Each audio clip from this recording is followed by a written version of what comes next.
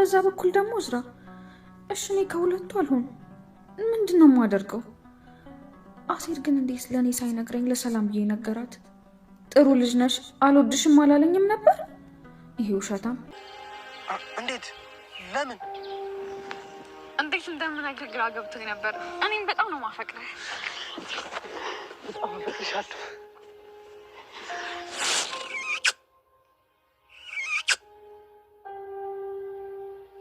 ሀንዬ ትልቅ ስህተት ልትሰራ ነው። አንድ ስልክ እንኳን ስትደውልለት ሁሉን ነገር ትቶ የሚመጣላትን አሴር ትታ አሁን ላይ ለሀብትና ለገንዘብ ወይም ለዝና ብላ አሴር አሁን ላይ እንደሚያፈቅራትና እንደሚወዳት ቢነግራት እሷን እንደሚያጣት ስለሚያስብ ነበር ያልነገራት። ሰላም የቻናሌ ቤተሰቦች፣ ቻናሌ ላይክ ሰብስክራይብ በማድረግ ቤተሰብ ሆኑ። ሀንዬ ትልቅ ስህተት ልትሰራ ነው። አንድ ስልክ ደውላ እየሮጠ የሚመጣ አፍቃሪዋን ትታ ወደ እዝራ ልትሄድ ነው።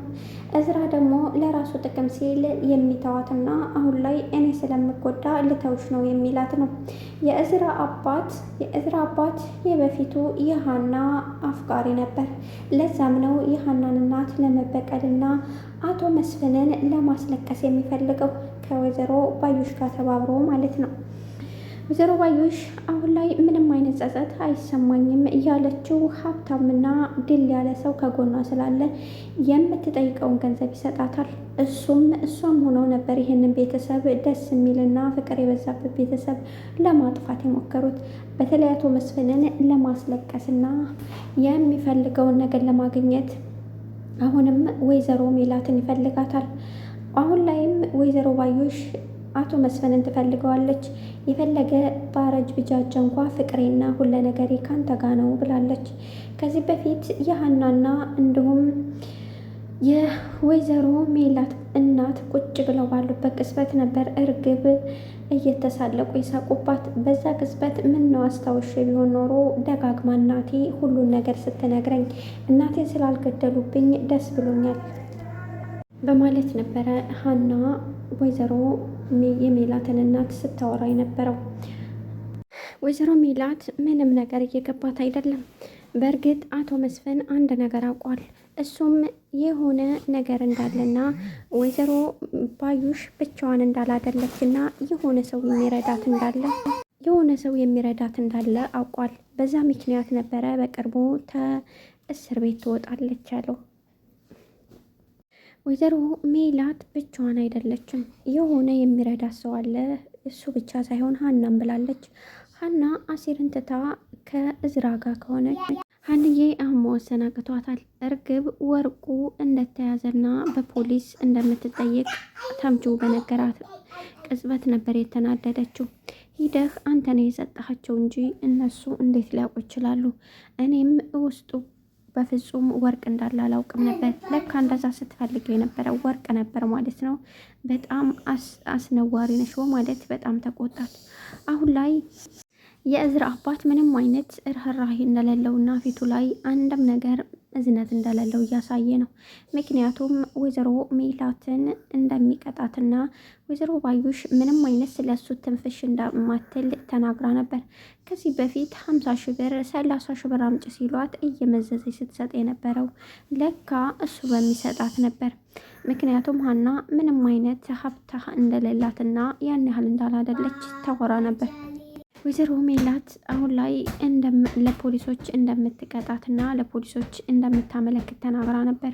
ነገር ግን አቶ መስፍን የሆነ ሰው የሚያግዛት ሰው አለ፣ ብቻዋን አይደለችም ባለም መሰረት ነበር እስር ቤት ሂዶ ያየውንና በጣም ክፋቷን ያየው። ሰላምዬ ለነቃት ይችን ማትረባ ማነቅ አለብኝ ስትል ነበር። ነገር ግን አቶ መስፍን ተረጋጊ፣ አለበለዛ ከዚህ ይዘሃት ሂድ በማለት ነበር ያናገረው። ከዚህ ወስዶ ወደ ውጭ ላይ ቁማ ነበር። ነገር ግን ሰላምዬ በፍጹም ልትረጋጋ አልቻለችም። ምክንያቱም የወይዘሮ ባዩሽ ምንም አይነት እዝነትና ፊቷ ላይ አይታይም።